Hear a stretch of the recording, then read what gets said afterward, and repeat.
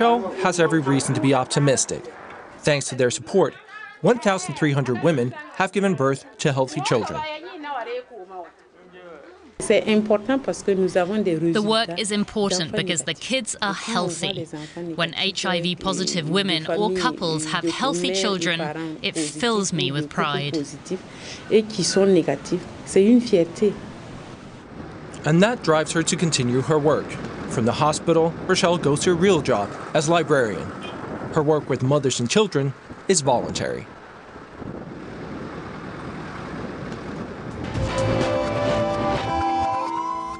"10 years ago, world leaders agreed to work together to stop the use of child soldiers. Progress has been made, but there are still child recruits in countries around the world. As many as 300,000 children are believed to be serving as soldiers in armed conflicts around the world, depriving them of a normal childhood and education.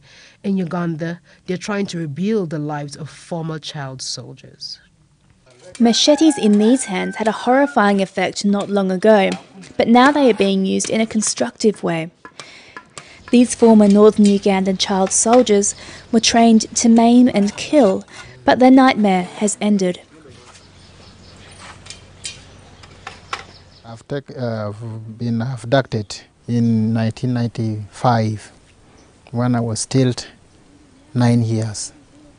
So I stayed there for 5 years and then I come back. They picked me from my parents and then we went with them. So they told my parents that let your sons go and assist us. Alpha Obol and many others fought for the Lord's Resistance Army, or LRA. Today they repair bicycles and build houses, thanks to Aniwa Richard Ricky. Himself a former child soldier, he now helps those who managed to escape. At the peak of the war, I realized that there were no people who were helping these former child soldiers if they come back from the bush. So I decided to offer myself to help these children to have a place where they can sleep, eat, and get a future, someone to talk to. Most of them have spent many years fighting in the bush. Here at Richard Ricky's organisation, Friends of Orphans, they learn skills for their future lives and can process their trauma. These former soldiers and sex slaves are being trained to become hairdressers. Others become handymen. So far, we was in 22 soldiers. Out of 22, 19 has been killed. So I survived among those. By the time I came back home, I've got my parents. This is part of LRS, they have killed them. So I came back, I got that they are not there. Richard believes that only by giving back through community work, like fixing buses or cleaning streets, will these haunted youngsters have a future in society. Northern Uganda was terrorised by the LRA for a very long time, so ex-child soldiers are heavily stigmatised. In this process, they reintegrate. And at the same time, the community look at these children that, oh, well, we thought these children were impossible, but these are children who just has problem and they need help. Richard convinced national and international sponsors to invest in his project. Education and technical skills are the key for the former child soldiers to help earn their respect in society. They begin to appreciate these children. And this is the message I've been telling the community through radio stations, through meeting and the community, that these children are our children. They were forcefully abducted from us, and we were the powerless to defend them. In northern Uganda, over 30,000 ex-child soldiers have been given back a future and a life of joy by Friends of Orphans. At last, they have found a space to call home.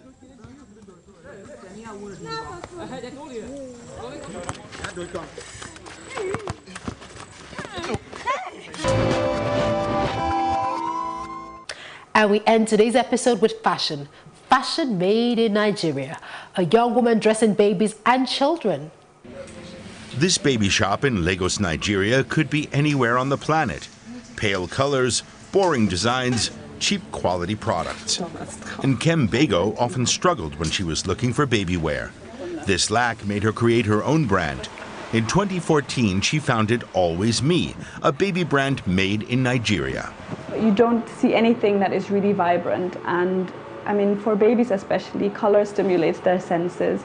And you know, a lot of more parents now in Nigeria are also aware of the fact that, you know, there's stuff that's, you know, sensory items and things like that. So they want, you know, something that is different. They want something that is unique. The market research she did proved that many Nigerian parents are prepared to spend on good quality clothing for kids. Almost every day, she can be seen scouting beautiful African prints in her favorite fabric shop. And it's this fabric shop where she gets her inspiration for the next designs. Our clothes are so unique because we constantly change the print, so we don't produce like one print in 100 shorts. So we produce maybe like 3 or 4, and then we change the print to another print. African fabric, obviously, and African print is, you know, pretty in vogue at the moment as well. So it's a global trend that we're seeing even on the runways in New York Fashion Week. We've seen it in Paris Fashion Week. So, you know, I think there is a global hype. The Always Me product line ranges from baby and maternity to lifestyle and fashion. Nkem's bestsellers are playmats, kids' shorts, nursing pillows, customized onesies, sensory cubes, and nursing covers, which she sells often to mothers directly at playgroups. Each piece is an original. So we don't duplicate any pieces, we don't mass produce, everything is handmade. So, you know, we design everything in-house. We source the fabrics locally, all the craftsmanship is done locally. We don't import anything, you know, that is used for the mats. Nkem currently runs 2 sewing workshops in private houses. In order to give back to the community, she hired 12 local craftsmen and women. Intensive training, supervision, and trust are the ingredients of her success. Soon, she will need to employ more women because of growing demand. We're actually currently expanding into foreign markets. So we've got 2 stockists in the UK, and we've got 3 stockists in South Africa at the moment. So 2017 is going to be all about expansion and all about, you know, getting more stockists in different countries and really focusing our effort into getting into some of the a little bit bigger but still boutique retail stores.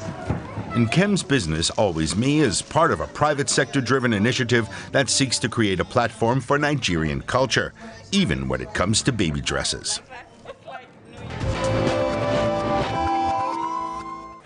That's all on Africa on the Move this week. Show attention and give love to the children all around you, whether they're yours or not. Have a good week.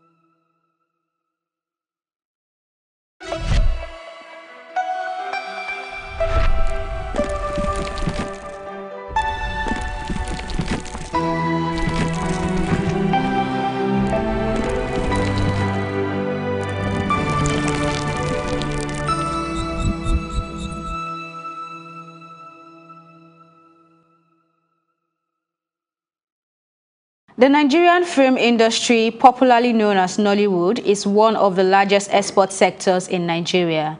Nigerian movies are largely popular in Africa, where they currently outsell Hollywood films. As of 2014, Nollywood was worth $5.1 billion and makes up 5% of Nigeria's GDP. Over the years, Nollywood has embraced technology in distributing Nigerian movies with the advent and popularity of platforms such as Iroko TV, Scene One TV, and dedicated Nollywood YouTube channels. In addition, Nollywood has sold out more movies in Nigerian cinemas than Hollywood movies. While we await a more recent report on Nigeria's movie industry GDP, one can naturally expect an uphill climb with what the layman can clearly see. The industry has evolved. We have a lot of upcoming young, beautiful well knowledgeable actresses. I call them actors as well. Nollywood is an industry that comprises male and female actors. We have also seen the rise of female directors and producers in the last 2 to 3 years and can attest to their successes. Gender inequality in Nigeria is influenced by different cultures and beliefs. In most parts of Nigeria, women are considered subordinate to their male counterparts, especially in northern Nigeria. So, is gender inequality present in Nollywood? It's vice versa. It's same. Men get roles, women get roles. It's actually better now. Before it was most men had the roles way back, but now it's a lot better. In fact, I think women, the ladies, have more roles than the men now. I think both sexes actually get opportunities, because like there was a movie without the other sex, you know, because a love story you can't play like a love story with like 2 guys. It actually has to be like a girl and a guy. Are men or women being marginalized? Do men have more opportunities than women? A lot of women are in the industry. I think what we lack is a lot more men in industry, because it's really difficult casting, finding the right guy. And it is when you're trying to cast for a male character that you realize that we don't even have enough men. I do not think that Nollywood discriminates against gender. There are other areas of discrimination, but gender isn't necessarily amongst them. What is the disparity in earnings for a male lead role and a female lead role? How are the figures decided? Prices vary based on a lot of things, based on popularity, based on the class of the actor. So you have the A-list, the B-list, the C-list, and what have you. But the prices are basically influenced by popularity and how celebrated the actor is. As for pay disparity, nobody thinks they're getting paid what they should get paid. Most fans are of the opinion that there is a gender bias in Nollywood, and going by the lifestyle portrayed by most Nollywood actresses on social media, it seems like they earn more money than their male counterparts. However, people are quick to raise eyebrows when an actress acquires and flaunts luxury items that range from the latest car to buying a mansion. Plus TV Africa's team spoke to the actors, and this is what they had to say. I wouldn't say that, okay, female make more money than male guys, like male actors and everything, but I would say to each his own. You know, people actually invest in stuff. You know, I mean, like myself, besides acting, I have like 2 businesses as well. I run a security company, and I'm also into furniture as well. Nollywood is not a place you come to make a fortune. Nollywood is the place you come to get fame, and then you hustle the fame into fortune. There is something called packaging. And even the Bible says God looks at the heart, man looks at the outward. So therefore, if you are packaged in a certain way, you will be approached and treated in that way. Because of the economic situation we find ourselves in, both the men and the women in Nollywood have other things that they do aside from apart from acting. So most women, you know, because of the way they have more freebies coming from people who love them online. It works both ways. I see a lot of male actors who look amazingly, in fact, they look actually very beautiful. I would say not just handsome, but they're beautiful and attractive. So I also have a lot of women who love them and probably treat them to a few gifts here and there. So it just works both ways. Having listened to the actors, it's really difficult to say there is gender inequality in Nollywood.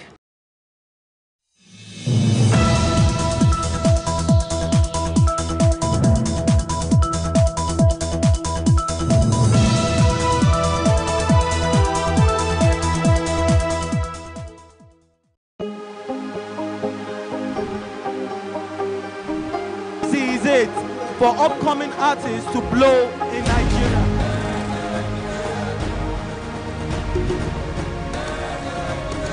Welcome to Plus Trending. I am Buki November, your host, saying thank you for joining us on today's episode. Welcome back. It's tea time on Plus TV Africa. Practice makes perfect. I'm not perfect yet, but I'm a lot better than I used to be. He's a king. He's entitled to marry 100 if he wants to.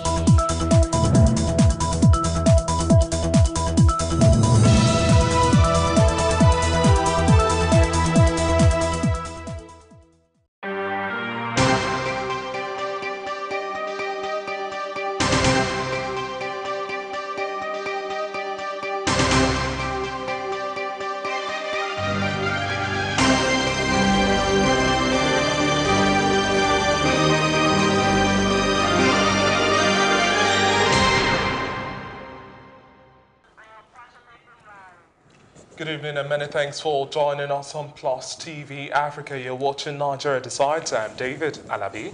And I'm Mary Anna Cohn. Now, the week began with high nerves and some level of high passion as well. Some disappointment after the postponement of the general election last Saturday.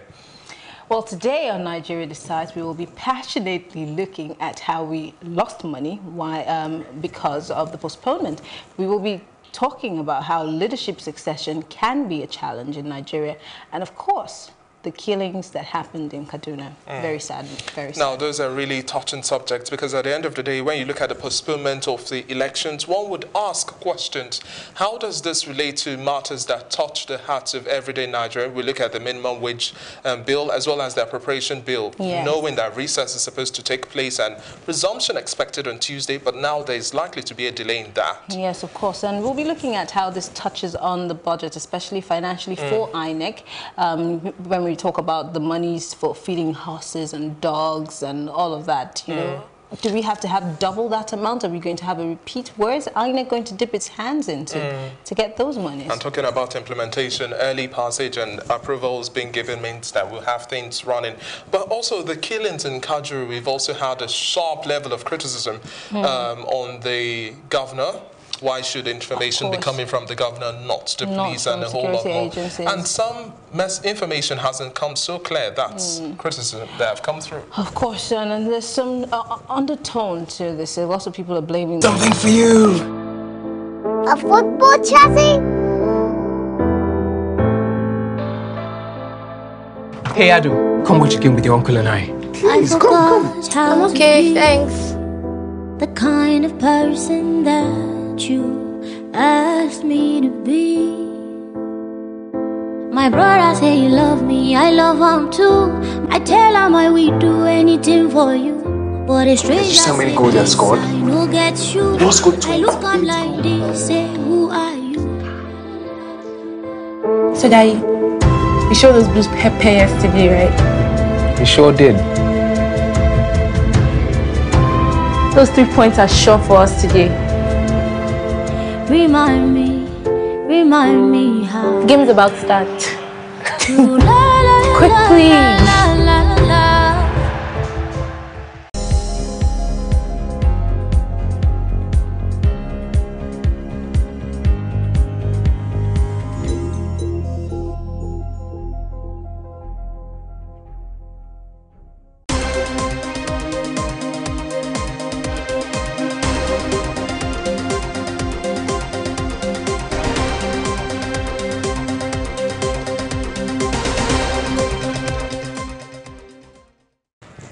Hello there, many thanks for joining us on our news update at this hour at Plus TV Africa. I'm David Alabi, and here are the stories making the headlines.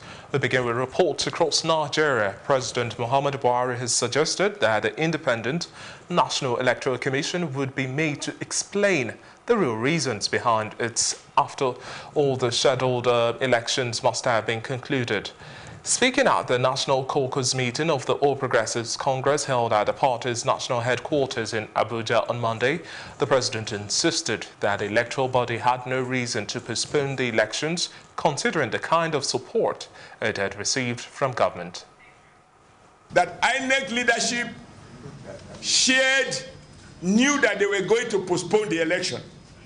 They shared this information with the People's Democratic Party and advise them not to waste their resources, while pretending to us that they are on top of the situation. Mr. President, it will be such a tragedy if at a ruling party we cannot complain of being rigged out, and yet all the early warning indicators are there. Chairman has said it all. They didn't have to wait for only 6 hours to cast in the votes to tell us that it was impossible.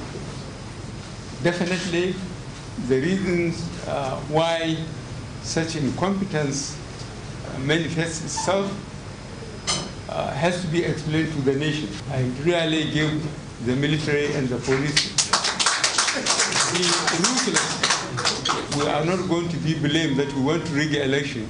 I want Nigerians to be respected. Meanwhile, the national leader of the All Progressives Congress, Asiwaju Bola Ahmed Tinubu, on Monday said that the President, Muhammad Buhari, never ordered security agencies to shoot Nigerians summarily. Speaking with journalists in Abuja, the nation's capital, at the end of the APC caucus meeting, he said that the president was misinterpreted. Now, he said that the president at the meeting only reinforced that those involved in ballot box snatching will be doing it at the risk of their own lives.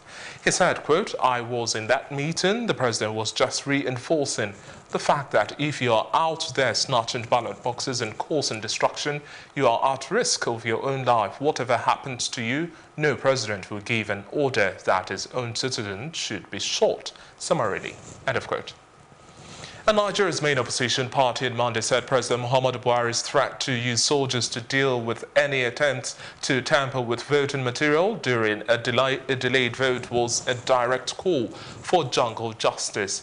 The comment was made in a statement issued by the main opposition, that's the People's Democratic Party, after President Buhari said anyone trying to steal or destroy ballot boxes and voting material would do so at the expense of his or her own life. The poll, which was due to take place on Saturday, will now be held on this Saturday, February 23.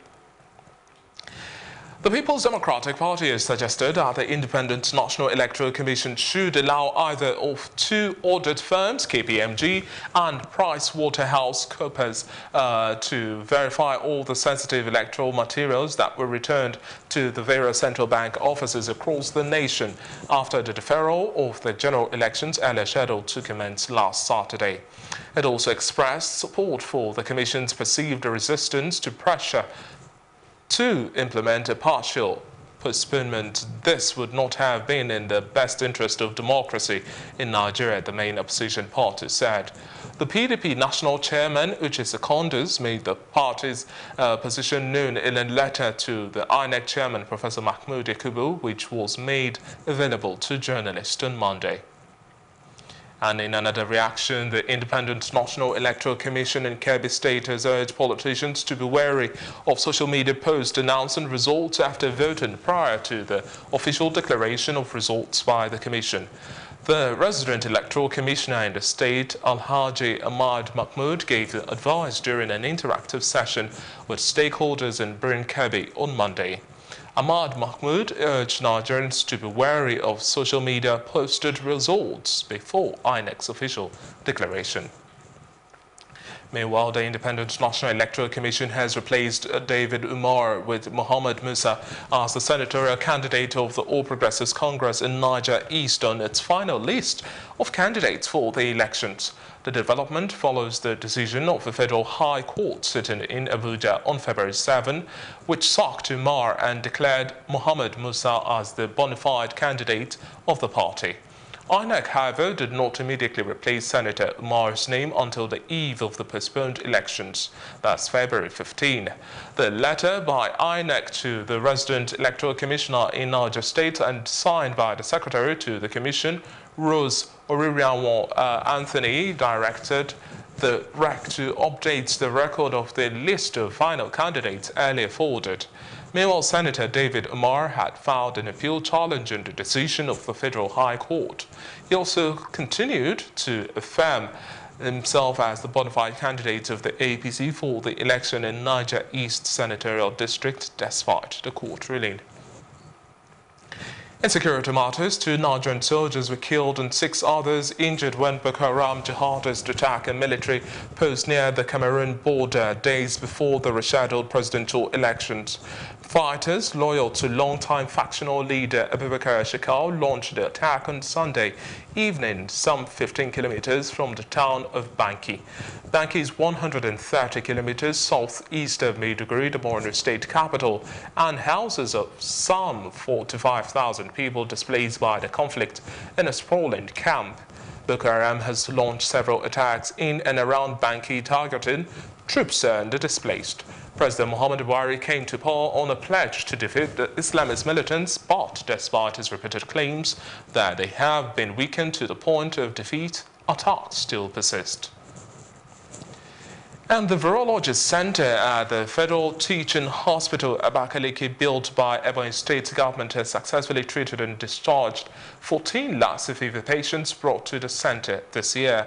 The Commissioner for Health, Dr. Daniel Umwezurike, disclosed this during a public health advisory workshop organized by the State Ministry of Health in collaboration with the Nigeria Center for Disease Control in Abakaliki, the Ebonyi State capital. He noted that the disease is currently active in Ebonyi State with a total of 19 cases, with 3 deaths among the cases admitted at the center. According to him, the disease ravaged 8 out of 13 local government areas of the state, which include Abakaliki, Ezza South, Ezza North, Ohazara, Ebonyi, and East Afikpo North and Ikwo local government areas. Mr. Umwezurike identified symptoms of the virus to include high-grade fever, body pain, sore throat, headache, diarrhea, vomiting, abdominal pain, chest pain, and unconsciousness, among others. A Zimbabwean court on Monday convicted leading opposition figure Tendai Biti of an election crime and fined him for announcing his own result for presidential polls last July, which he claimed he won. Biti, a respected former finance minister, proclaimed his Movement for Democratic Change, MDC, the victor of the contested July 30 poll, which sparked anti-government protests that were put down by soldiers. 6 people, sadly, were killed in the violence. And the magistrate, Gloria Takundwa, ordered Biti to pay the sum of $200, the price of a full tank of petrol, or go to prison for a week. He was also handed a jail term of 6 months, which was suspended for 5 years. MDC leader Nelson Chamisa, who was in court, said the conviction cast a very dark shadow on our politics, he said. Zimbabwe was thrown into chaos following the elections, the first in the country's history not to feature former President Robert Mugabe following his resignation in the wake of a brief military takeover in November 2017. President Emerson Mnangagwa had promised not to repeat the rigging and intimidation that characterized previous votes, but delays in announcing results enraged the opposition and led to street demonstrations. Biti's lawyer, Doug Coltart, described Monday's conviction as a travesty and said it remained open to challenge. And the summit of Central European leaders in Israel has been cancelled because of an Israel-Poland row over the Holocaust. Poland withdrew after being angered by comments from Israeli leaders about Polish complicity in the Holocaust. Nazi Germany murdered 6 million Jews, mostly in Poland. Some Poles did collaborate with the Nazis. Mr. Kurtz's remarks were racist and unacceptable, and that's according to the Prime Minister Mateusz Morawiecki said. Now, there was also Polish fury at Israeli Prime Minister Benjamin Netanyahu for saying Poles cooperated with the Germans during the Holocaust. About 6 million Polish citizens died in the war, this World War II, of whom about 3 million were Jews. In talking business now, oil prices surged to a high of $66.35 over the weekend, its highest record since the year began in 2019. This comes with the Organization of Petroleum Exporting Countries and Non-OPEC countries' agreement to cut down crude supply. This has brought about an increase in Nigeria's excess oil revenue, with the oil price of Bonny Light at $66.35. Nigeria's premium oil grade at $66.25, Brent crude oil futures at $55.59, as well as West Texas Intermediate at $64.28. However, the country still battles to meet the 2.3 million barrels per day production. And shifting our focus to the lighter side of life and entertainment news, the New York Police Department is still investigating a Brooklyn-based commanding officer who allegedly threatened to end rapper 50 Cent's life. The commander, Deputy Inspector Emmanuel Gonzalez of the 72nd Precinct in Sunset Park, reportedly told his officers to shoot him on sight during a roll call last year. The threat was allegedly made after 50 Cent was rumored to attend an NYPD charity boxing match in the Bronx. 50 Cent responded to the alleged threat on Sunday with an Instagram post featuring a photo of Gonzalez captioned with Quote, "This is Emmanuel Gonzalez, commanding officer of the 72nd Precinct. He thinks he's got beef with me, so he's sending the homies to put some work in." While there is no recording of the incident, Gonzalez reportedly tried to make his alleged comments seem like a joke. However, the matter has subsequently prompted an audit. And in sports news, speculation continued to trail Manchester United's ownership, with Saudi Arabia's Crown Prince Mohammed bin Salman continuously linked to a prospective takeover. His media minister, Turki Al-Shabana, has however denied reports linking the Crown Prince to a potential £3.8 billion takeover of Manchester United. United held a meeting with the Public Investment Fund Saudi to discuss a sponsorship opportunity, but did not materialize. The Glazer family bought the club for £790 million in 2005, and they're reportedly not looking to sell the club. The Old Trafford club announced a record revenue of £208.6 million for the second quarter of 2018. And that does it on the news update at this time. For more news update and broadcast, please follow us at Plus TV Africa. That's on Facebook, Twitter, and Instagram. And please do remember to subscribe to our YouTube channel at Plus TV Africa. Nigeria Decides continues shortly after this break. Stay tuned.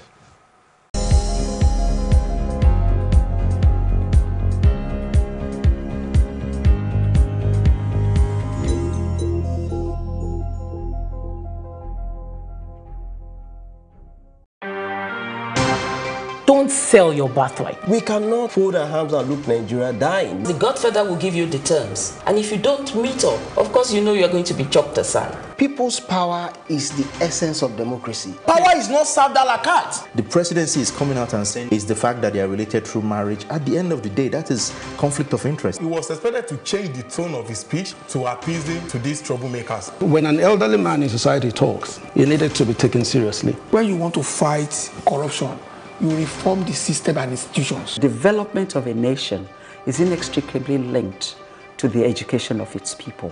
Nigerian youths are not lazy. Nigerian youths don't have leaders to guide them properly. When you don't plant a good nation, you can't reap a good nation.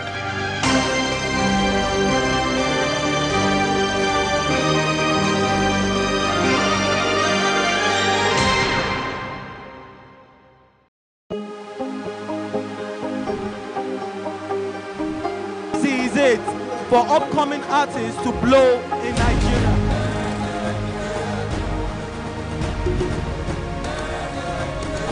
Welcome to Plus Trending. I am Buki November, your host, saying thank you for joining us on today's episode. Welcome back. It's tea time on Plus TV Africa. Practice makes perfect. I'm not perfect yet, but I'm a lot better than I used to be. He's a king. He's entitled to marry 100 if he wants to.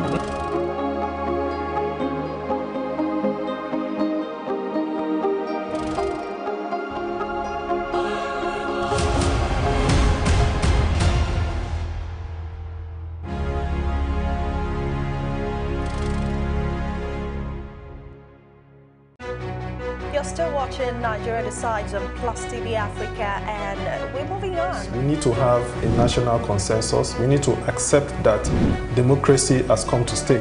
What is the essence of a coalition? The reforms cannot come from the police. We've said that times without number. You got something from me, you don't have the moral right to sanction me. Did we even receive the kind of awareness, the welcome, like other people? This character of impunity must stop. Politicians, to a large extent, are very great schemers. It was a violence among two different union groups. Intra-party violence can spill over and boil over even into post-election violence. So it's something that we need to keep a lid on.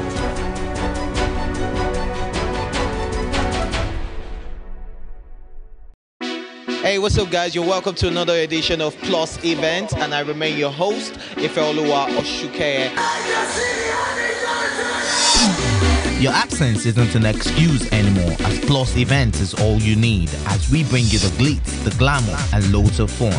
Oh, definitely, by no question. He's a living legend.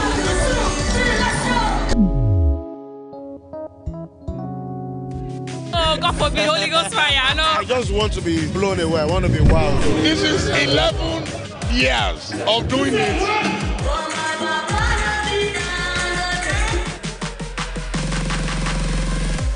I'm surrounded by so much positivity. No, it's okay. Yo, what's up, my people? It's your boy Starboy Terry. You're watching Plus Event on Plus TV. Stay glued to Plus TV Africa every Saturday and Sunday, 4:30 p.m. West African time.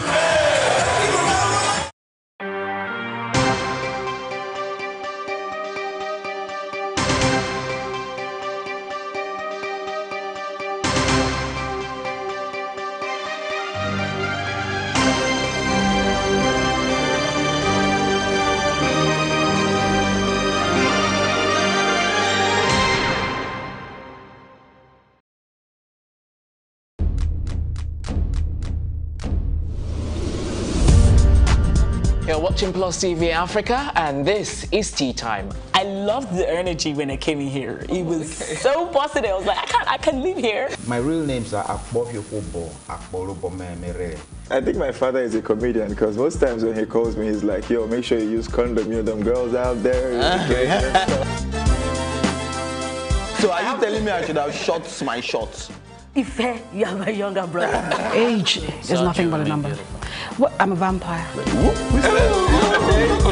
I believe in equal rights for women, and I also believe that a man is the head of the house, so we need to draw our limits somewhere. It feels so good. Now can I do my jam now? Yeah, you can. Thank you.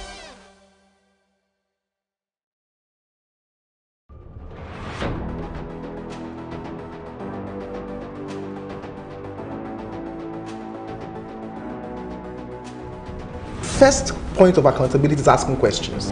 Hello and welcome to Plus Sports and Plus TV Africa. I am Udoka Njoko. Hi everyone, welcome to Plus Training.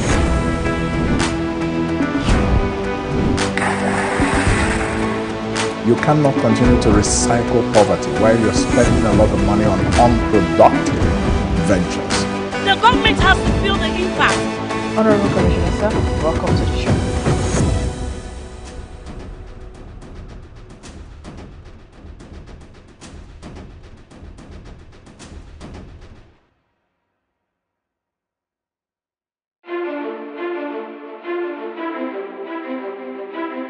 That is how we get looped into a cycle of insanity, repeating the same thing and expecting a different result. That cycle of failure is unsustainable and it has to end now. Perfection Train is back. They take us to the bush and start asking us to call our people to send money. What can be done as an intervention for them right now to stop abuse of all children?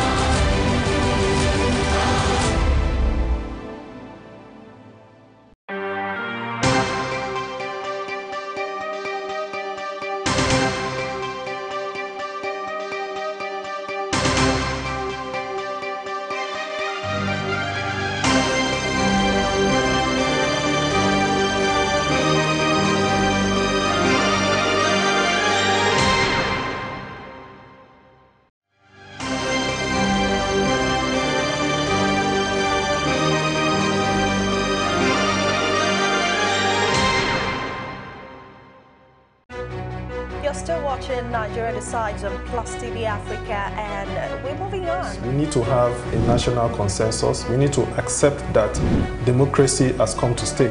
What is the essence of a coalition? The reforms cannot come from the police. We've said that times without number.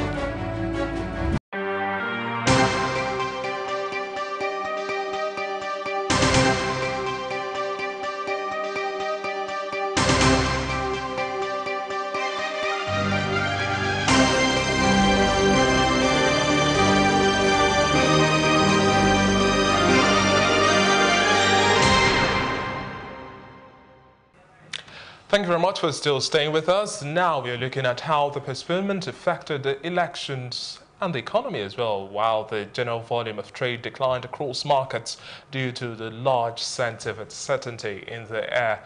Investors and stakeholders are holding their breath, hoping that Nigeria will no further make any more changes because another could lead to serious implications for the economy. And joining us to discuss some of these details, we have Michael Famarotti. Good evening, he's an economist. Thanks a lot for joining us, Michael. First and foremost, of course, we were not here earlier on the weekend. You were not here with us, so we couldn't have asked how you felt when you first heard that. Because a lot of people actually were asleep, except for those of us who have a nose for the news, so we were following the story until it broke. And finally, we got INEC to say that the elections were postponed. What was your first reaction when you heard it? Okay, so I was actually awake because we were preparing a situation room for the next day. So I first got the snippets at around 11 p.m. the previous day, but I took it as fake news. As the night went on, it became more apparent when we heard about the crisis meeting. It was clear that it was a significant possibility. So by the time the news broke, it wasn't as much a surprise. We had a couple of hours to digest the possibility of it happening, so it sort of made it easier. That said, you know, looking back now, you know, it's quite intense that, you know, the night before we had all gone to sleep waiting for the elections, and a lot of people, like you said, woke up to no elections. And Saturday was a very surreal day in terms of going around the streets of Lagos.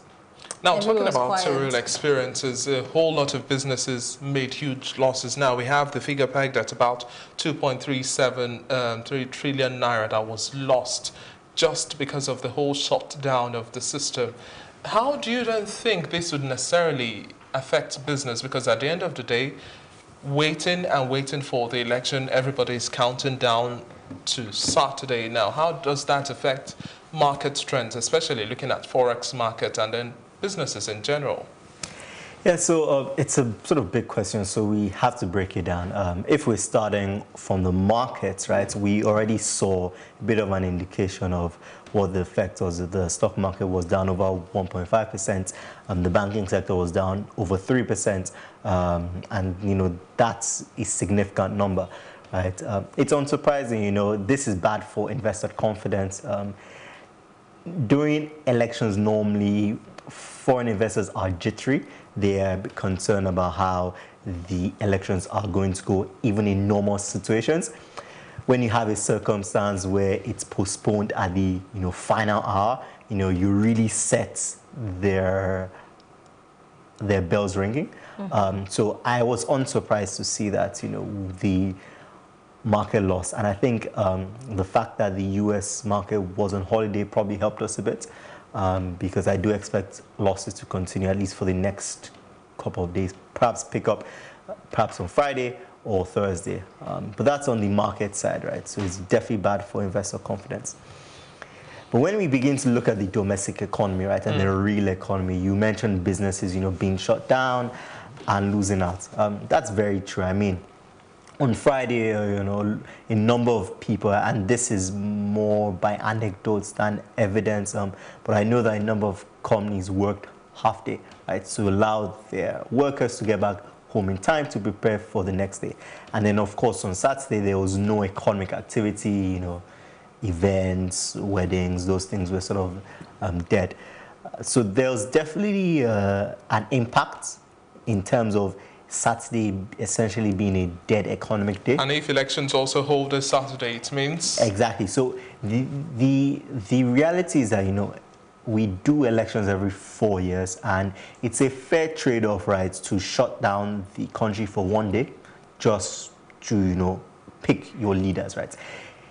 There are a lot of countries in the world that don't do that. You know, in the UK, you have elections and people are going to work. It's a normal day. It's a normal process, right? But even if we have to give up one working day to do, you know, it's a fair trade-off, perhaps. But when you have a situation where you're wasting that day that you've given up and then you have to do it again, then it's really, really a waste, right? Well, let's just go back to the day that the election was cancelled. We keep talking about the big players, the companies, but then the average Kunu seller, there was a lady who was photographed. She, I think that was in Abuja. She had brought her Kunu, obviously, prepared to sell because she knew that, you know, people would be thirsty and all of that. And she just sat there in the middle of the road, obviously thinking about what she's going to do with this big basin of Kunu. So there are all other tiny businesses who were also hoping to make a little money on that day. Obviously, they've lost out. So what about those people? Because we're talking about the big companies and the people who shut down. Of course, there's a story of a lady who flew in to have her wedding, and then, you know, that's going to be a problem because next weekend, most monies would have to be refunded if you cannot actually, if that day is already been booked by another person. So we're going to have a bit of a confusion on Saturday next week, right? Yeah, definitely. Actually, Marianne, don't say next week. Before I jinx it. No, definitely. I like the story you mentioned of the lady in Abuja because it's very difficult to estimate how many of such people there are. And those are the people that are hit most by the postponement because they can least afford any disruption to their finances. Right? This scenario could have put her out of business, if you want to call it that. And although the financial implication to Nigeria may be maybe 20,000 naira, it is her livelihood, right? So I like that you mentioned that it's not just about the aggregate, or is it 20 billion it's costing us, or 30 billion, but it's about the little individual stories, and how, because we're a country with such high poverty levels, those little stories matter and add up, right? And unfortunately, I don't think we're ever going to get a sense of just how badly these individuals were affected, and the ones that we know really just a tip of the iceberg. Again, for those of us who are media houses, you know, whether radio, TV, we had to send people across country. You have to have stringers, reporters.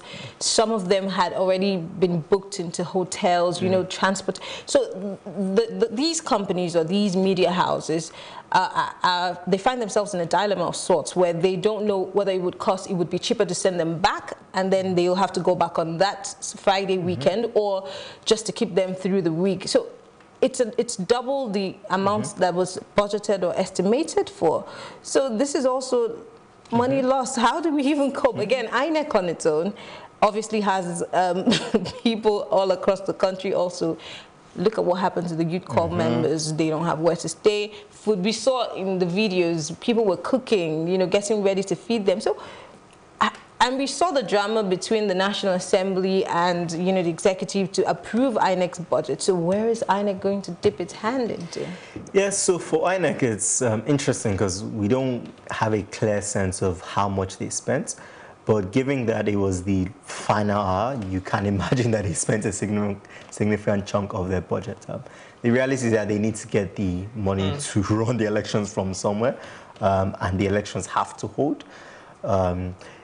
You know, you mentioned media organizations especially, right? And I know that a lot of foreign companies as well had correspondents flown in, right? I heard on Friday that the Transcorp Hotel in the capital was full that weekend. I imagine it's going to be full again next weekend. And it actually brings up an interesting point for me, which is, and maybe this is a bit cynical, but there are groups that have benefited from this, right? They did not design it, but they are going to take advantage of it, right? So I'm thinking particularly the transport companies and the hospitality companies, and that is at least a benefit for them.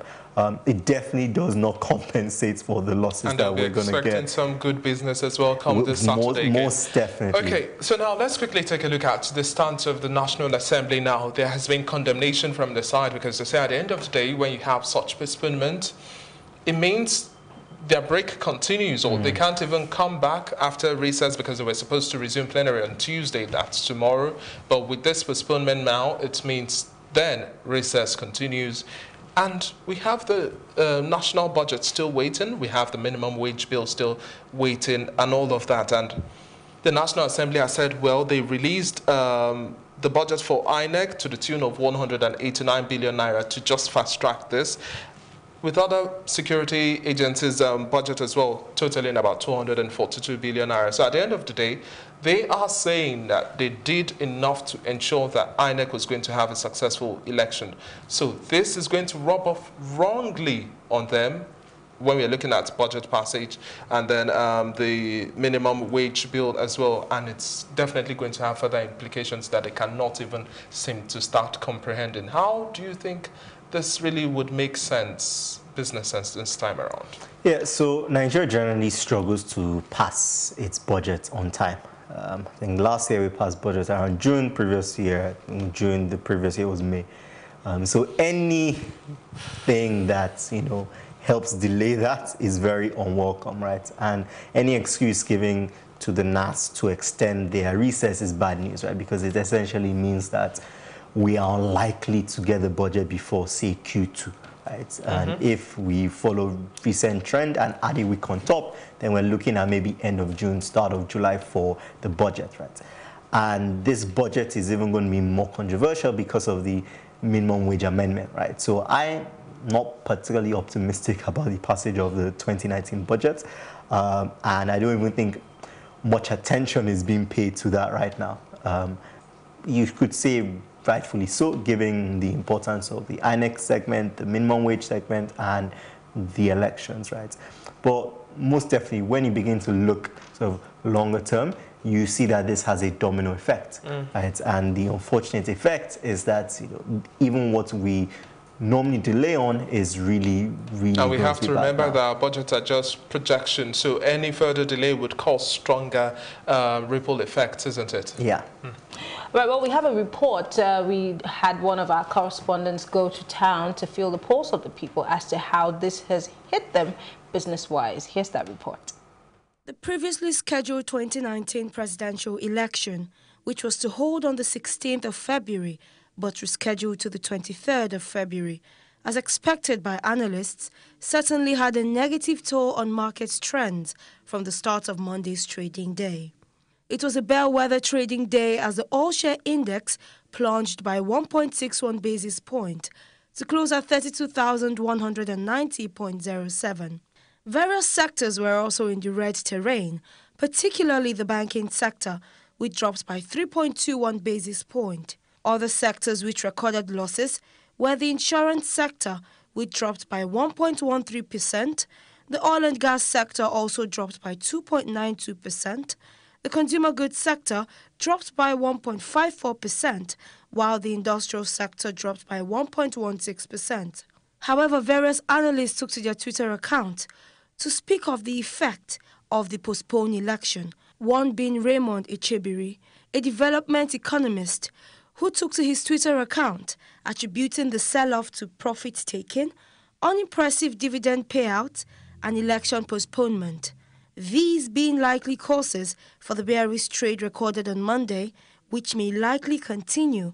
We hope the election date is retained to avoid having an even greater negative toll on the market if further postponed. And that was our correspondent, Irene Ubani. Now, if you're looking at the all-share index plunging as much as 1.61%, going down, we also look at a drop in oil and gas sector, 2.92%, NSE insurance, 1.13%, NSE industrial, 1.16%. We also look at that of consumer goods. Really, this is having a toll. We can see the ripple effects already. Yeah, so interesting because the analysis provided just in the segment that we watched, the suggestion was that it was profit-taking. Of course, the market had gained quite a bit over the last week, and presumably the thought was that, you know, people were cashing in. I don't necessarily agree with that. I do think that maybe there was some profit-taking, but I struggle to discount the effect of the postponement, right? Simply because that is something that has dominated the narrative, and giving the sensitivity of investors to political activities, I would be very surprised if that did not play a role. That said, I'm not a trader. I was not on the trading floor, so they would probably be sort of the best people to indicate, you know, why people were selling off. I do look at the banking sector, though, and the fact that that sector was down over 3% does indicate to me that it may have more to do with the election postponement. Okay, we hear that months before now, I think sometime in November into December, loads of these players in the stock market had pulled out their monies to go elsewhere because of the uncertainties, like you earlier stated, in the stock market. So I'm wondering, who are the people who are still, you know, investing if the big boys literally have taken their monies and they're waiting for the elections to come and go?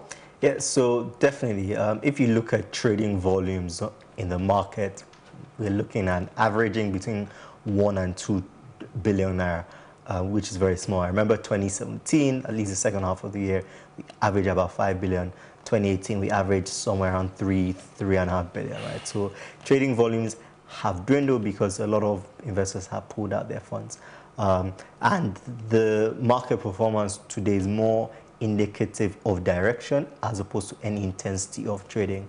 I don't think today was a particularly bloody day. I don't think there was a lot of selling. The data doesn't suggest that there was much trading activity anyway, but where there was trading, people were selling. And I think that cuts across both foreign and domestic investors. On the domestic investor front, possibly we saw a bit of profit taking, panicking because of the election postponement and wanting to take their profits on stocks that had recently appreciated. And talking about consumer goods as well, we know last week, Friday, there was a whole lot of shopping and some of those actually recorded their good profits as well. But do you think there would be a difference in market trends this time around, especially within consumer goods? Because if those who bought last week, Friday, were doing so expecting the elections would hold, what do you think will be the fate right now for businesses? Are they expected to still cash in as much as they had last week, Friday? I don't think so, mainly because I don't think the volume of activity is going to be as significant. I think the postponement will lead to a situation where some people cannot or will not go and vote, whether it's people that decide to go back home and not return, or people that just decide that actually they are sick of the whole process and they don't want to participate, right? So, but that's my take, right? There's a perspective that actually this is going to rally Nigerians to come out in force, but that sentiment has not been my experience of Nigerian behavior, right? So because even at the National Assembly, they said you wouldn't expect them to resume on Tuesday and then have to go back to their constituencies again on Friday. It's just a cost that they can't really have to bear with. So, but at the end of the day, do you think all of these market trends really make meaning to the average Nigerian and they understand what really the implications are? Yeah, so I think there's still a very large disconnect between the Nigerian stock market and the real economy. And I don't think that's going to change anytime soon, right? If you look at the Nigerian market, right, our stock market capitalization is somewhere around 10 trillion naira. The economy is worth about 110 trillion naira. So it's less than 10%. If you look at South Africa, the stock market's capitalization is almost 2 times the size of the economy, right? So until we have a deep stock market that actually reflects the economy, until people like us are really heavily invested in the market, there's always going to be a disconnect. So what sort of shocks, cushions do you think we should be having put in place to ensure that we don't have such sharp falls in our markets across board? Well, so the reality is that Nigeria already does limit, so we are not too much at risk of that, volatility. Interesting. So going forward, like you said, how do you think that Friday or Saturday will turn out? Will there be an apprehension for those like the Kunu lady and some other people who intend to make some money off that day? And apart from the hospitality guys who definitely are going to make money off it, whether we like it or not, somebody has to sleep somewhere, somebody has to eat. But generally, is there going to be some form of apprehension, whether it be by the guys who are in the stock exchange market or general businesses? Would you see an apprehension of, oh, let's just wait and see in case there's another suspension or another postponement? Is there going to be an apprehension of sorts, or people are just going to say, you know what, this time it's going to play out, so let's just all go out en masse? Yeah, I think the markets, they're just going to be in a wait-and-see mode like they were last week. I don't think they necessarily expect another postponement, but they are cautious about the results and the fallout of the election, right? So I don't expect much activity in the market for this week. In terms of the general sort of public pulse, it's difficult to call. Again, I've given my view. I think that you're going to have a situation where a number of people cannot or will not vote. I am hopeful, perhaps, that instead Nigerians sort of, are galvanized by this to go and vote. But I think just looking at the logistics of it, I think you find a situation where there's a cluster, not insignificant cluster of people that have been so affected by this that they will not turn out in the way they turned out last weekend. Do you have a PVC? I do. Are you going to vote? Unfortunately, we will be running a situation room that day, so I'll not be able to vote. So you're not going to vote? No. Wow. It's been a pleasure speaking with you, Michael Famaruti. He's an economist. Thank you very much for your contributions. We've been looking at how much the postponement affected business and will also affect this week's business. We are counting down, actually, passionately. Everybody wants to vote on Saturday, but it's telling on business already. We saw All-Share Index plunging by 1.61%. Negative trend, but hopefully the markets regain some positivity by tomorrow. Hopefully. Well, that's it on this segment. We'll take a short break, and when we come back, more on Nigeria Decides.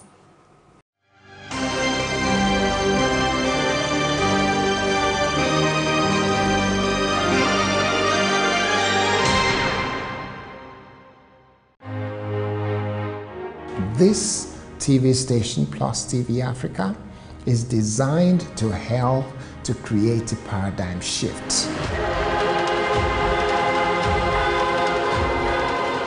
The more we tell stars, the quality of our presentation, the quality of our production will be obvious. We're saying that we want to reach Africans wherever they are and get the message across to them. That's what Plus TV Africa is all about.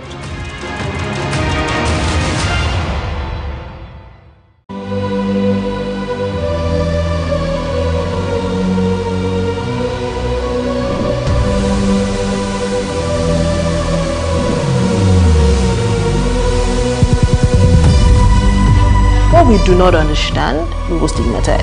What you can see is the remaining of the tanker that exploded. He suffered equally confessed.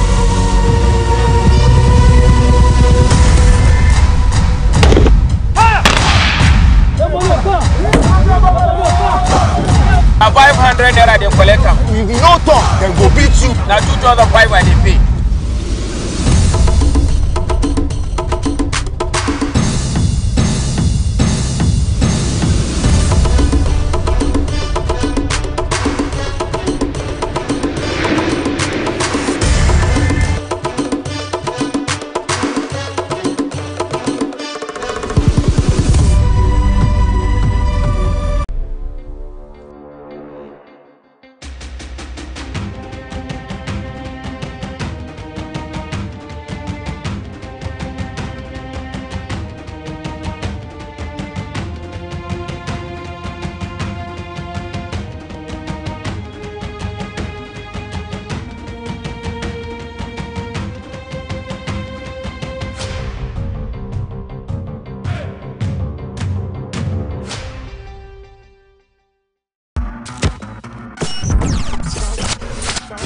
Brazilian who, with the longer blades that Austria wasn't too impressed with. 200 metres, but we must stress, absolutely legal.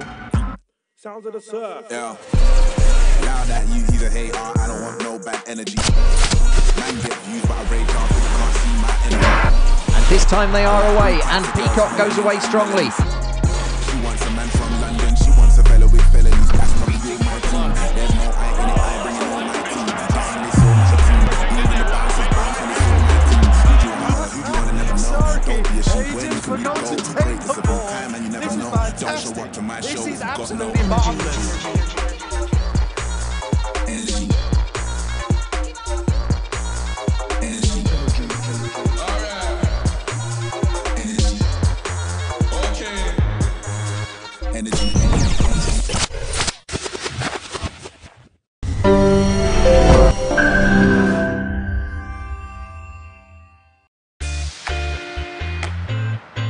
When some people hear about the Nigerian Stock Exchange, they are immediately put off by the terms, the figures, and what generally happens on the trading floor. The first thing you should know, the Nigerian Stock Exchange is a platform where investors trade securities. When a company wants to boost their funds, they could do one of two things, either going to debt financing or equity financing. Debt financing is a process where the company gets loans and then pays back with interest. However, with equity financing, they publicize what is known as initial public offering, where they're inviting the general public to buy shares in their company. How do you make profits as an investor? When the company makes profits, they could declare dividends. It's not in all cases that the company will declare dividends. Catch me live next time as I tell you how you could invest in the Nigerian Stock Exchange.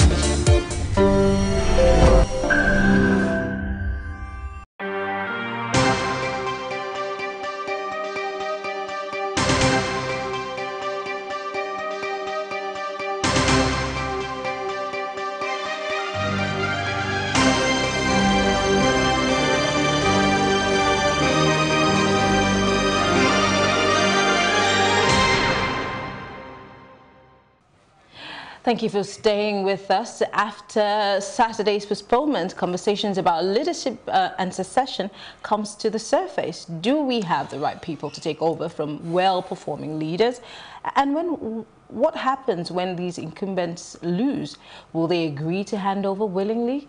Well, we'll talk about this. Joining us is Peter Egbidion. He is a public affairs analyst. He's better known as Wordsmith. It's good to have you in the studio. Good evening. Nice to have you as well. Thanks for having me. So now, when we're talking about political succession, at the end of the day, some people would ask the question, what does that necessarily mean? So in your opinion, as okay, I mean, in layman's terms, political succession refers to how power or the organs of it are handed over from one segment that has executed its portion to the other segment. It's not always a smooth thing, but typically it happens from one party to the other. The same way in the last dispensation, we had a different political party running the government for 4 years, or about, let's say, for 16 years apparently, and then we have a new set of people in office now. So the succession between that government and this government is an example of political succession. You have some states in Nigeria where you've had a particular political party rule for much longer, like Lagos State, where one party has been in power since the advent of the Fourth Republic. But even at that, we saw. And there is rumor that the last governor and the outgoing governor had differences in leadership styles and affiliations and leanings, and then you saw this continuation of the previous governor's policies. So those are examples of how political succession happens. Well, the reason why I asked that is because at the end of the day, one would say consistency helps to understand some of these political playouts. And you look at the average Nigerian would say, well, taking Lagos State, for example, we know that there's usually the two-term philosophy, and this time around we don't have the Lagos State governor having that much luck. So in defining, how then do we define the patterns of political succession? We look at the role of zoning and rotation and a whole lot more. It's taking a more complex turn. Would you agree? I agree, but again, if you look at succession now, if you take it outside of the political theater, you realize that succession has always been a challenge with mankind. Let me take quick examples. I can go even to the Bible. Even Jesus had disciples with him, and then some of them were lobbying for who would have the highest position when he ascended to the kingdom, to his father's right hand. And you would see over time, even from just everyday existence, in a house, you'd have sibling rivalry.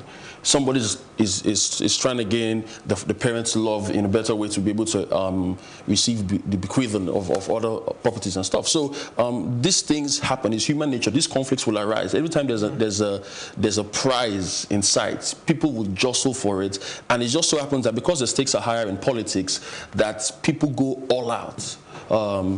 To position themselves to be the recipients of either someone's legacy or decision to hand over power to someone else. Same way in Lagos State, for instance, we know that many people, in fact, the PDP candidate has been lampooning the APC candidate because he's believed to be a lackey or a puppet of former governor of this state. So succession will affect everything we do. In a business, for instance, you have a chairman who's winding down from service, and then it happens that people within the organization, they have people they prefer to be in place. It happens in church as well too. You have people who've been general overseers for a long time, and then they have a particular person they want to succeed them, and people are opposed to that because they believe that they're equally stakeholders in the process. So I think it's not difficult to observe that this thing occurs across different strata of human existence. The fact that it's political now is our focus this evening. And I think in Nigeria, one of the factors that affects us, that puts us in a bad position, is that people don't subscribe to the higher values of integrity, honesty, patriotism, hard work being a good thing. So because people don't subscribe to those higher values, we see over time that we cannot get the best crop of people to step into the leadership arena. If you don't have someone who's selfless, if you don't have someone who believes patriotism is rewarding and the right thing to do, you will find that people who come into the political space and just to be successors to those who are leading now will come with the same set of values that don't respect the rule of law, that don't respect sanctity of human life. So those are the things that we should be trying to correct as a nation. How can we get people with the right values, who will uphold those values and push those values? How can we have more of them participate in the political process? I think... Okay, well, I hear that since 1960 we've been facing this issue of succession, transfer of power, and most times it's accompanied by tension. And some researchers have said for Nigeria, the reason is because a lot of these people, a smooth transition in a democratic dispensation in Nigeria is very, very far-fetched, because some of these leaders hate to follow the rules and the guidelines of a democratic process. They would rather want it to be done their way. But why are we in a democracy and we do not follow rules? Is it a Nigerian thing or is it a human thing? It's a human thing, and I say that with... But there are democracies in other places in the world and the people follow the process. It's a human thing. Again, I'll lean towards saying it's a human thing because of this thing I'm going to mention now. If there is no incentive to do the right thing, nobody will do the right thing. If there is not a system or a punitive system that punishes or does not reward evil, then people will not be inclined to do it. Outside of these shores, we find that people who are inclined to do the wrong thing in political spaces get sanctioned for it. In some places, they're even executed for it, they're killed for it. Here, we don't have that big stick, as it were, that's going to be wielded if people fail to do the right thing. And because there's no incentive for doing the right thing or reward for doing the right thing, people as human nature, people will generally not do the right thing if there's nobody there to push them to do the right thing. But we have laws in this country. We have codes, criminal, political. I mean, we have the Electoral Act. I mean, there's so many laws in this country. The problem is enforcement. Talking about the big stick here. Yes, we have laws, the punitive measures, but I think what you're trying to talk about is the willpower on the part of the people who are or the institutions that are supposed to somewhat enforce these laws. I've heard the argument that we get the leadership we deserve, and I've seen in different climes, from Turkey, I've seen in France, for lesser issues, you've seen the people who the power really belongs to, the citizens of the country, they've stepped up and demanded for the right thing to be done. And we've seen leadership effected at the instance of the people. Here and it's an offshoot of the years of military rule, where people are afraid to step out to protest, and if they do protest, they're afraid they're going to lose their lives, they're afraid there's going to be reprisal attacks afterwards. So those are the things that prevent us from demanding for the right thing to be done. Otherwise, you've seen times when people wanted, I remember in this dispensation, people wanted to come out to protest something this government did, a policy, and then on the eve of that protest, or even on the day of the protest, we saw that people were disallowed from protesting. And one of the tenets of democracy is people are supposed to be allowed the right to protest. And we've seen over time that in this dispensation and that's one of the things that people are afraid of in terms of this succession planning for either political spaces, because people are afraid to come out and demand for the right thing, because they know there is nobody to look out for them. There's no system in place. We have strong men and not strong institutions.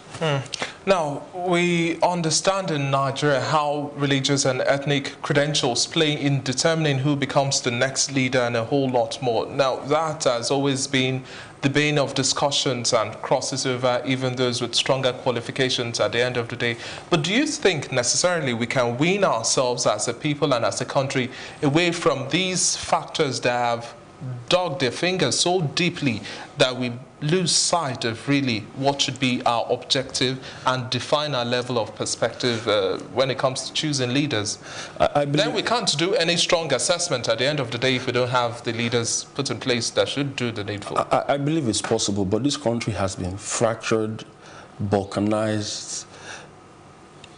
I mean, dealt fatal blows in different places that cut across religious views, ethnic views. So it's going to take time for those wounds to heal. Let's even take a look at even our appointments now by even the president, because that has also come under sharp criticism. Exactly. In the last 4 years, how do you think that has played out? I mean, even a blind person, if you read out the names, if you put a sheet of paper on O'Brien and then you had someone read out the names of people who've been appointed into sensitive positions across the country, and they tend to lean towards one part of the country, and there's a statement credited to the current president that he would favor certain people who voted for him more than those who didn't vote for him in the last elections.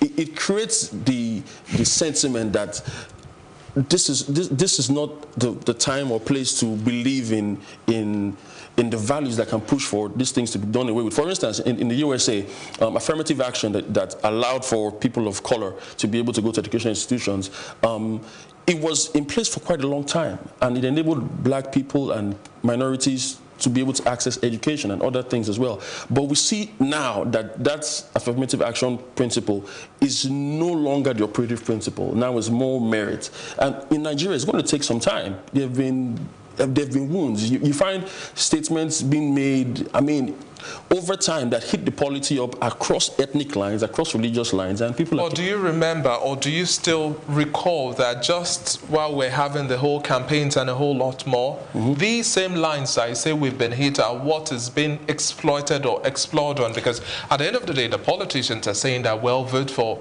Party A or Party B, and come 2023, you are going to have a secured seat.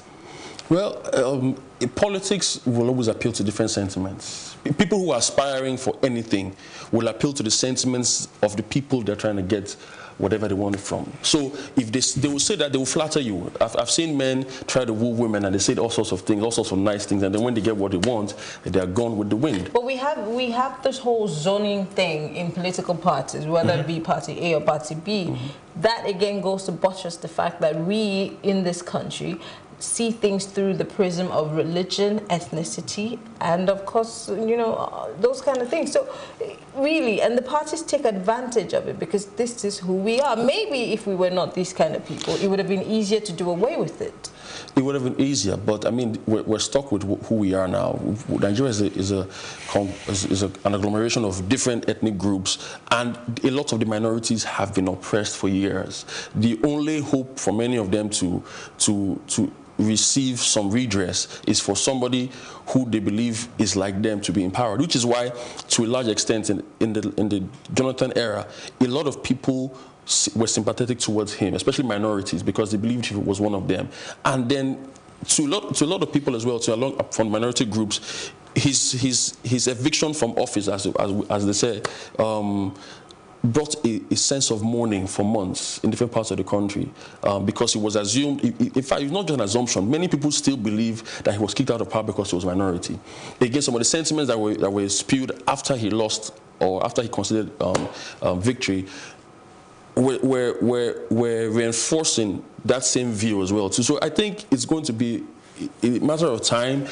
It's going to take time for these wounds to heal. We need a leader, and not just a leader. We need people who will come out and present a balm for the wounds of our nation. It might not happen immediately. But do you think necessarily we are objective enough to do such assessment? Because at the end of the day, we even look at the postponement of the election, which was supposed to have been held last week Saturday, and we're looking towards this Saturday now. Some have also said, well, it is because of the appointment of Amina Zakari by the president, knowing this religious and ethnic leanings once again raising its ugly head. They are saying because of that appointment and not doing the right thing by removing that officer is why we have that incompetency that has led to this current failure. What do you make of such a stance?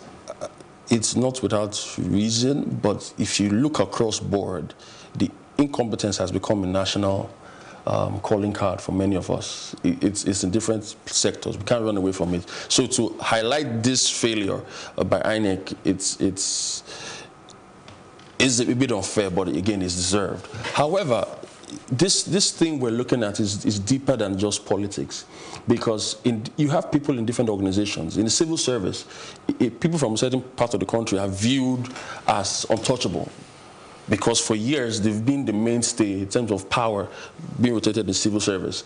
So you have people from different regions who want to aspire for different positions, but again you find that people from a certain region are given preference over them. So where's the place of merit? Where's the place of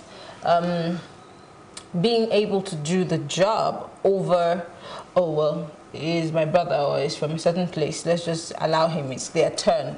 Because I'm thinking, if I want a guy who can, let's say, make the best tables, I'm not going to ask where's he from. I want to know what kind of tables has he done. What's the antecedent? Let's see what I want to see merit. I want to see professionalism over where you're from. That should not be the first thing that we consider. You might know because you've been raised to have a higher value system than many people. I know someone... We have the NOA, we have all of these people. They're not doing the job as well as they should. People, whether you're low down there or what... Our value systems need to be upgraded somewhat. Yes, so let me give this example. I know somebody who was trying to get a property in the city of Lagos, and then the owner of the property, the landlord, said to this prospective tenant that, I didn't know you're from this part of the country. I don't give my property to people from this part of the country. I don't really blame that landlord for saying that, because the values he's been exposed to over time allow for that to happen. We've been exposed to a large extent to better, to more. So our thirst, our zest for more is there. We've been trained to aspire for better. Many of the people we're dealing with, especially on the grassroots level, have not been exposed to that illumination. So, for instance, you have people who will do the right thing because they've been taken to a bush to go and swear an oath to a deity. So the affiliation and their service delivery will remain unshaken. Will remain unshaken because of that subscription. However, we who have been wired to do the right thing because of our beliefs in integrity, in the value of honor, in the value of hard work, there is not much of a reinforcement behind the scenes to make us stick to those values. Because, I mean, even coming here sometimes, or going around the country, sometimes you encounter, look what happened with the guy who was shot allegedly by a customs officer over the weekend. If the guys were doing their job properly, that wouldn't have happened. I've experienced things like that. But again, if you blame the guy who's taking bribe or demanding for a bribe, when that's all he's known to do, because that's what everybody else does around him, you're not being fair to him, because he's been educated to do that. So how do we, because how do we go past this? Because we keep making reference to it. In fact, the issue of politicians, again, let me just go back to that. There's a belief that these politicians don't even believe in the ethos of democracy. There's no such thing like democracy. I remember under the Jonathan administration, Donyo Kupe, I cannot forget, said that, yes, there is democracy, but we have a Nigerian way of doing things. And I'm trying to understand this Nigerian way of doing things, for how long?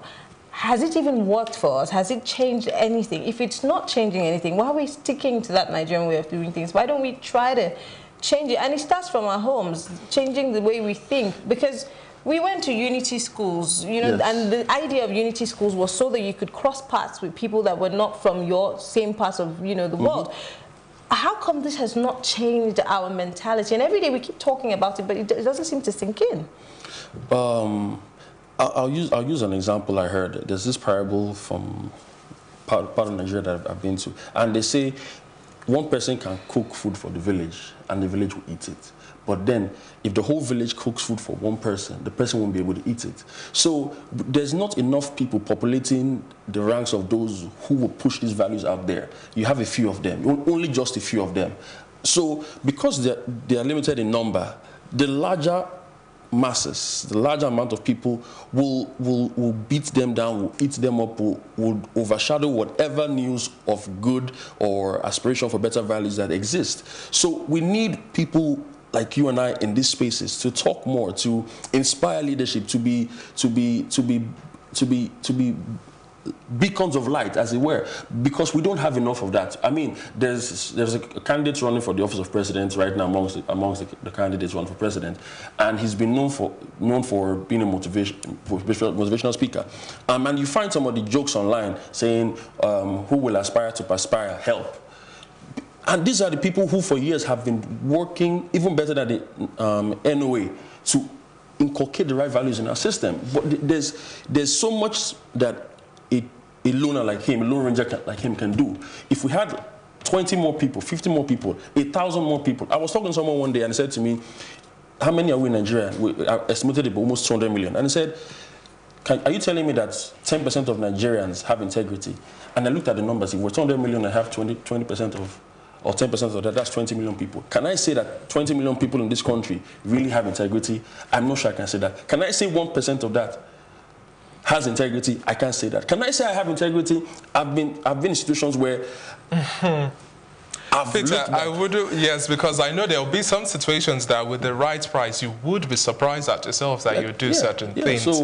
Okay, so now still looking at this conversation of political succession and understanding what this really means. At the end of the day, you alluded to the fact that sometimes we deserve the kind of democracy we receive, but do we also deserve this do or die mentality that we've seen defining how succession plays out in Nigeria?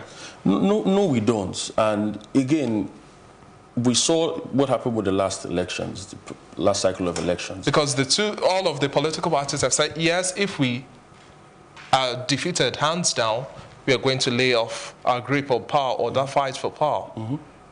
We saw in the last elections, one of the frontline candidates insist that his ambition was not worth the blood of any Nigerian.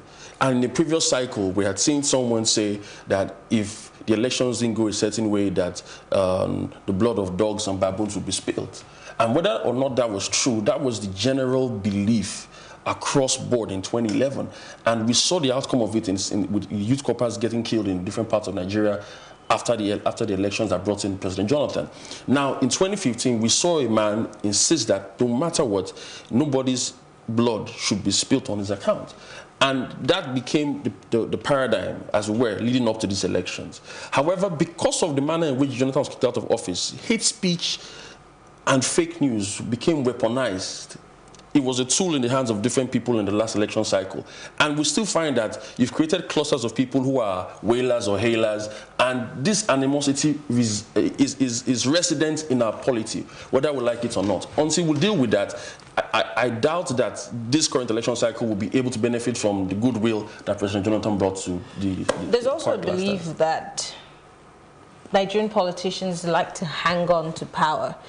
But then I see this also as an African situation. We can go as far as Zimbabwe, look at Cameroon. Theodore Mbasogo and their lives. Well, it's in Asia, it's in different parts of the world. But it's really dominant in Africa. It's so bad that, you know, we see different parts of the world and world powers asking for peaceful, you know, handovers. I mean, I was in Kenya 2 years ago when, you know, Kenyatta and Raila Odinga were having their own face-off, you know, and people were being killed, people were being lynched. Why do we have this situation in Africa? Why do we hang on to power? We've seen people do 4 years in other parts of the world and step aside and let other people come. And then they still find a way to come back to power. I've seen, I think, a former Brazilian president is trying to run again. And in, I think, Sierra Leone or Liberia, somebody's also trying to come back again. So why can't we leave and let leave in this part of the world?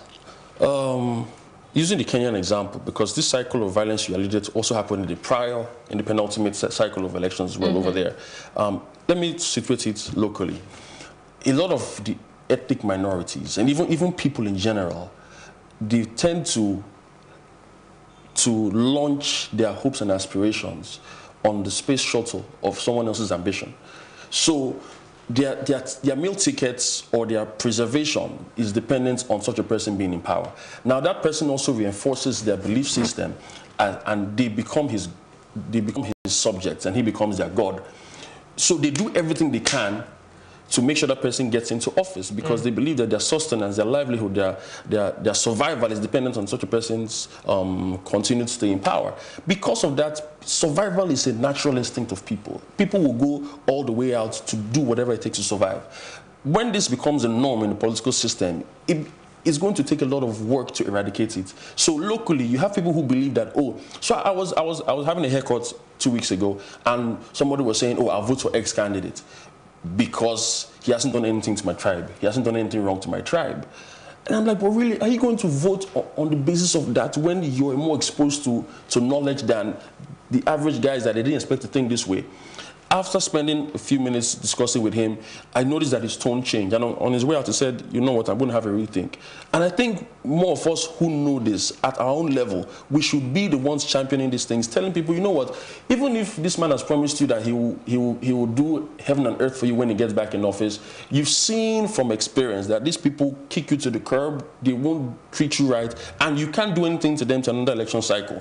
So we need to get people understanding. That's why I like the campaigns by the civil society organizations, teaching people that, you know what, don't rely on politicians for your sustenance. They're just going to use you and dump you, as has been the norm over time. And now, after this election, we'll be looking at another election cycle as well, and it's important that you know you are going to survive under the conditions you find yourself in. This bring the question of defection at the end of the day, because some political elites or actors will say, well, since I didn't have the ticket on this one, or they are not faring so well, they're usually quick to switch over. So we always have the situation of strange familiar fellows, and we are just picking from the same stock. How do you then think we are, at the end of the day, going to be able to have individuals who have a sense of direction and then lead the country aright? Because at the end of the day, we've been having succession upon succession, and it's almost the same thing we are seeing.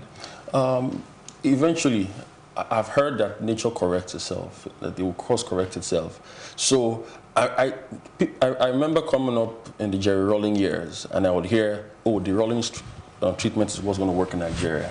But whether I like it or not, the main actors over the last 2-3 decades are waning. They are coming to the end of their lives. So there will be a passing of the buck, whether they like it or not. So if you look at this cycle of elections, you will see younger people like you and I have stepped into the space. You see a Bankole Wellington. You see, but their powers still remain, and that's why they still have that role of godfathers. Influence. Yes. And it is deep. Yes, but you know, if you don't have enough people engaged in the fight, you're never going to win. So we need to champion or herald the news that we need more people with the right value systems coming out. So it's not just a Bankole Wellington who became the butt of the jokes on Twitter for having the audacity to step out and do what no one else is doing, or very few people are doing. You have a Fedi Ademefe. You have more people trying to get in the system this time. Unfortunately, the current status quo doesn't favor the lesser political parties. But over time, if you have more and more... That's why my question still remains that what sort of pattern do you see taking place with defections? Because even prior to this election, a few hours, a few days, we've seen behind closed doors meeting, and people just quickly run to the big parties. That's the two main parties. And it's merged. So that sense of ideology, they were all screaming, we know what we are doing, we have strong individuals, we would bring strong institutions to play, and then you now run to who you fault. The Battle of Troy. For weeks, for months, they besieged Troy. They couldn't get in. Eventually, they presented a Greek Trojan horse. You know the story. So, anybody who runs or defects to a different party in the hope that if I'm here early enough, by the next cycle, I would have been an insider and I can change things from the inside, it's not out of place. Those aspirations are legitimate. But the thing is, over time, like I'm saying, until we have more and more of the right people, if the Trojan horse had just 2 soldiers, it would have had no effect. But there was a detachment of soldiers, of trained men, determined men who knew, now that we've gotten in, we will do what we couldn't do from the outside. And we'll do it on the inside. Until we have more people get into the system from different parties, if you want to, I mean, if I had my way, I would have been a card-carrying member of a party now. But due to certain things, I couldn't pitch my tent with anyone, given my other affiliations. I do believe that we need to get more people involved in the political systems. It won't take so much to start building a new political party from now. We have 91 already. Oh my goodness. Yes, what do we want with new political parties? I mean, is it about the parties, or is it about people getting more involved in the parties that already we think have ideologies? Because all I'm hearing is, oh, let's just build new parties. Oh, let's, come up with new ideologies. There are parties that seem to have ideologies that each and every one of us can fit into. But then you're also saying, oh, well, let's wait. This cycle will wear itself up. Will we keep waiting for certain people to age and die off instead of taking the bull by the horn? I use the Rawlings example to just say that over time, even though we didn't have to use that extreme, in time, nature presents us an opportunity, a time, a synchronicity between time and chance, for people to be able to walk in and correct the course. You have leaders like that. We have that now. There's what is called the demographic dividend. Well, Rawlings too also went with the military rule kind of system and a whole lot more, and people have faulted his own sort of leadership as well. I mean, not everything can be gotten on a platter of gold. It's going to take some hard work. It worked for them, given their circumstances.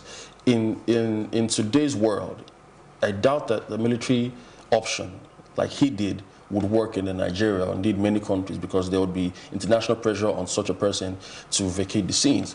However, this is the point I was trying to make with that analogy or illustration.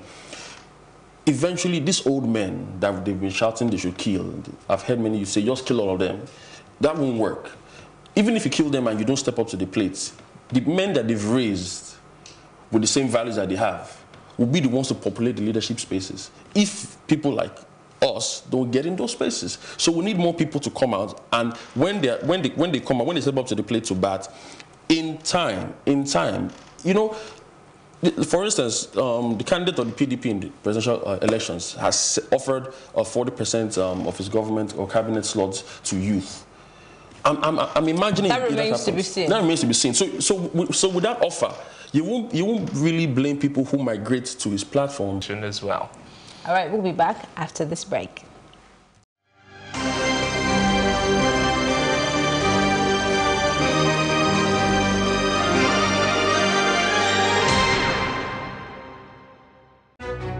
You're still watching Nigeria Decides on Plus TV Africa, and we're moving on. We need to have a national consensus. We need to accept that democracy has come to stay.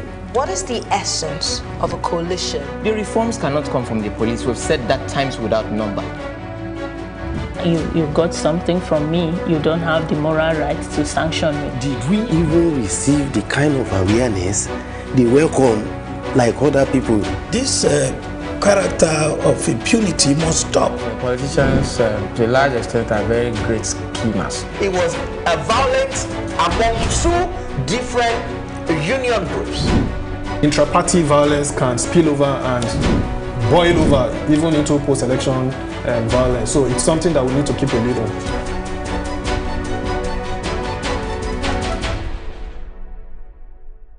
Getting relaxed at a great hotel and spa, shopping in the best malls of this world, and touring the City of Gold. There is just one destination that can make you have all experiences in one. Discover Dubai with WakaNow.com. Book your travel with WakaNow and get free airport pickups in Dubai. WakaNow can book your flights, hotel, tours, and much more. We have an international travel sim for use anywhere in the world with non-roaming rates. Contact WakaNow.com for the cheapest prices to Dubai. WakaNow.com. Every day starts with a vision. And as the saying goes, if you believe you can fly, you will. At Arik Air, we are determined to make good of every promise we make. Maintaining operational excellence, an efficient fleet, and team friendliness. Flying demands the best of safety procedures, and that is why we are abreast of global standards delivered by top technicians using some of the most advanced technologies. At Arik Air, we don't just believe in flying, we are passionate about the flying experience. An experience that safely delivers you at each destination, feeling comfort and pleasure. An experience